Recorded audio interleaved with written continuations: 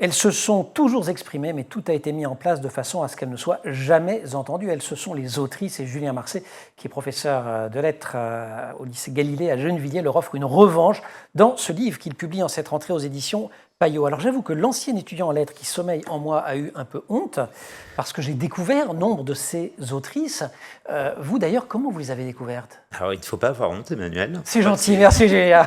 J'aime cette pédagogie. C'est extrêmement révélateur. Ouais. Moi-même, si je ne les avais pas Je me suis même découvertes gratté la tête par en me disant, moi-même, parce que bien j'étais à sûr. la Sorbonne, je me dis, mais attends, est-ce que j'ai eu au moins une autrice? Alors je pense que les lettres de la correspondance de Madame Estal, j'ai dû avoir d'une façon ou d'une autre, et encore, voilà. Vous avez peut-être vu ce que j'appelle les exceptions caution dans le livre, C'est ça. c'est-à-dire les quelques-unes qu'on a effectivement On a une ou deux par siècle. Une ou deux par siècle.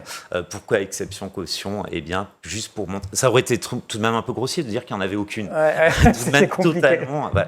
Donc, c'est un peu le syndrome de la Schtroumpfette. Hein. Il y en a une au milieu d'un village d'hommes. On la met, mais ça sert juste de caution pour dire, mais regardez, en fait, elle, c'est une exception. Les autres femmes n'écrivent pas et ne peuvent pas écrire. Mais alors pourquoi un tel déni de tout et de tout le monde, notamment de l'université? Vous citez à un moment Jacqueline Cerquigny-Toulet, la femme savante et fraîche, elle est dans l'imaginaire toujours proche de la figure de la sorcière.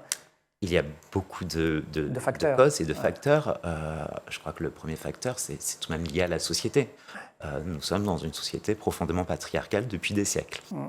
C'est un fait. Et la littérature en est un des terrains d'expression. En tout cas, oui, la littérature. Et là, ça recoupe la façon dont c'est institutionnalisé l'histoire littéraire.